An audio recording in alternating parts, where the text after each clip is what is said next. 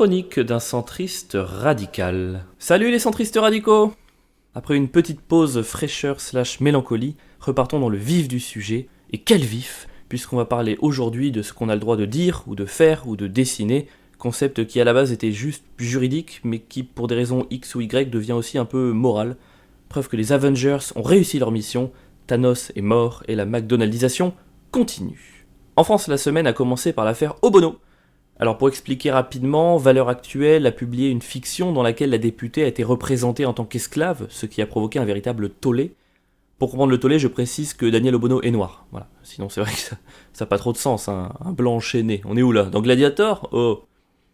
Bon, pour le reste, pas vraiment de surprise dans cette affaire. Obono fait du Obono, Valeurs Actuelles répond en faisant du Valeurs Actuelles. La différence, c'est que pour certains, être soi-même, c'est pas vraiment gage de qualité. Enfin quand même, ça a dû swinguer dans la tête de la députée au moment de recevoir le soutien unanime de la classe politique. Pour quelqu'un qui parle sans arrêt de racisme d'État, ça doit presque être chiant en fait de se faire soutenir. Je l'imagine décrocher. Oui, allô? Oui, bonjour, c'est Emmanuel Macron. Monsieur, je vous ai déjà demandé de ne pas m'appeler. Ah, ça a dû la faire vieillir d'un coup, hein. Tati Daniel Obono.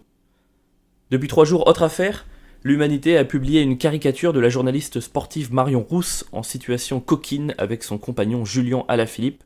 Affaire très intéressante puisqu'un nouveau record a été battu entre la publication, les réactions, le tollé, le buzz, les excuses du journal et le licenciement du dessinateur. Il y a moins de 48 heures, Usain Bolt n'a qu'à bien se tenir.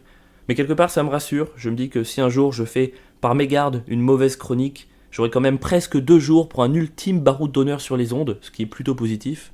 Et j'ai gardé le meilleur pour la fin, puisqu'à l'occasion du début du procès de ces bourreaux, Charlie Hebdo a publié une une magistrale dans laquelle elle reprend ses caricatures de Mahomet.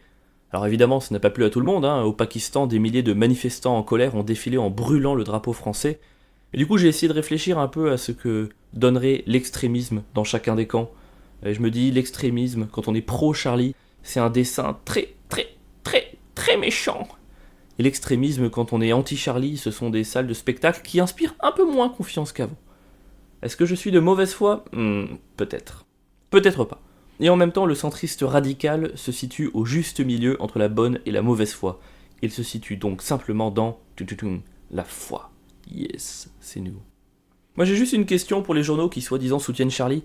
Elles sont où en fait vos caricatures de Mohamed? Mahomet? Méoma? Méméo? Pourquoi il n'y en a pas? Alors que je vois Jésus partout, et pourtant je suis pas chrétien. Pourquoi? Vous savez que ça suffit pas de dire qu'on est d'accord, faut peut-être aller un peu plus loin que ça. Oui, bon d'accord, je dis ça, moi non plus, c'est vrai que je publie rien de ce genre sur les réseaux. Par peur, de peur de me faire supprimer mon compte et plus, donc c'est vrai, d'accord, je ne vaux pas mieux que vous. Ou vous ne valez pas mieux que moi, ce qui est peut-être un peu plus grave. Bon allez, je vais me mouiller.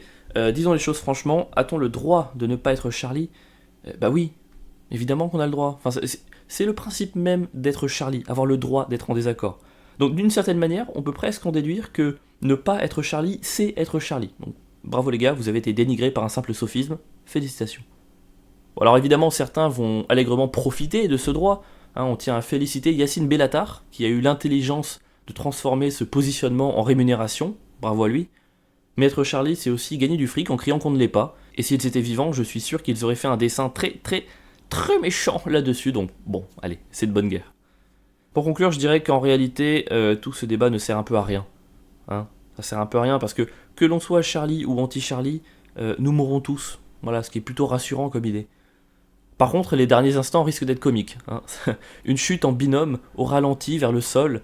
D'un côté, quelqu'un qui crie « C'est pas possible !» et de l'autre « Je te l'avais dit !» Merci à Charlie de nous permettre de vivre ces instants d'humour, ou de ces derniers instants d'humour, je sais pas. Pardon en tout cas si j'ai offensé certaines personnes durant cette chronique.